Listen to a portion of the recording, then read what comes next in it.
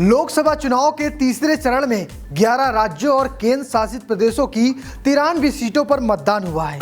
आज गुजरात की 25, उत्तर प्रदेश की 10, महाराष्ट्र की 11, कर्नाटक की 14 सीटों समेत 93 सीटों पर मतदान हुआ, जिसमें गृह मंत्री अमित शाह, स्वास्थ्य मंत्री मनसुख मांडविया समेत 7 मंत्रियों की किस्मत ईवीएम में कैद हो गई है। इसके साथ साथ दिग्विजय सिंह, शिवराज सिंह चौहान समेत 5 पूर्व मुख्यमंत्रियों की भी किस्मत इस बार ईवीएम में कैद हुई है। वहीं इस चरण पर सपा प्रमुख अखिलेश यादव की पत्नी, जो मैनपुरी से सांसद है, डिंपल यादव, वो भी अपनी किस्मत आजमा रही थी। उनकी भी किस्मत ईवीएम में कैद हो चुकी है।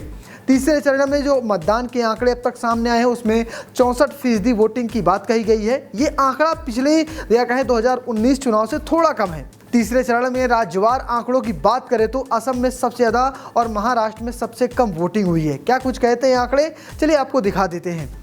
असम की बात करें तो असम में 75% वोटिंग हुई है, पश्चिम बंगाल में 73.93%, गोवा में 72.52%, छत्तीसगढ़ में 66.87%, दादर नगर हवेली और नबन दीव की बात करें तो 65.23%, कर्नाटक में 66.05%, बात मगर मध्य प्रदेश की करें तो मध्य प्रदेश में 62.28%, बिहार में की बात करें तो 56.01%, उत्तर प्रदेश में 57.07%, गुजरात की बात करें तो 55.22% और महाराष्ट्र की बात करें तो 53.40%। तीसरे चरण का जो आंकड़ा बताया जा रहा है वो 64% के करीब बताया जा रहा है, जबकि 2019 में यह आंकड़ा लगभग 66 या कहें 67% हो रहा था।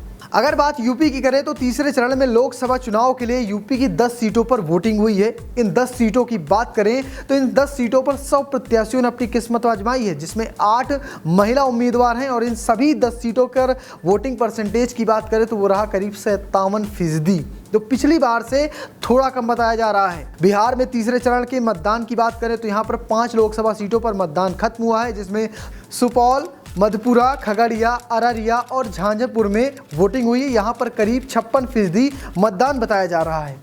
तो अब तक आपने देखा कि तीसरे चरण में भी मतदान कम हुआ 2019 की तुलना में। अगर बात करें पहले फेज की वोटिंग की तो पहले फेज में 65.5% वोट डाले गए थे। वहीं दूसरे चरण में 66% और मतदाताओं ने अपने मताधिकार का प्रयोग किया था।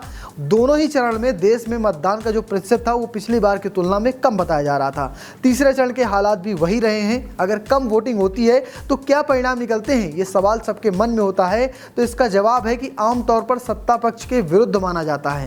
12 में से 5 चुनाव ऐसे हैं जहां मतदान प्रतिशत पिछली बार की तुलना में कम हुआ था और जब मतदान प्रतिशत में कमी आई है तब में 4 बार सरकार बदल गई है। वहीं एक बार सत्ताधारी पार्टी ने वापसी की थी, यानी ये भाजपा सरकार के लिए थोड़ी अच्छी खबर नहीं है। अगर आने वाले 4 चरणों में मतदान प्रतिशत बढ़ता है तो हो सकता है सत्ता पक्ष को फायदा मिले, वरना जो पुराने आंकड़े हैं उसके मुताबिक सत्ता पक्ष को इससे नुकसान होता है। तो फिलहाल आप कैसे देखते हैं, कम मतदान को कमेंट बॉक्स में जरूर बताना और पेज को फॉलो करना, चैनल को सब्सक्राइब करना बिल्कुल मत भूलना। धन्यवाद।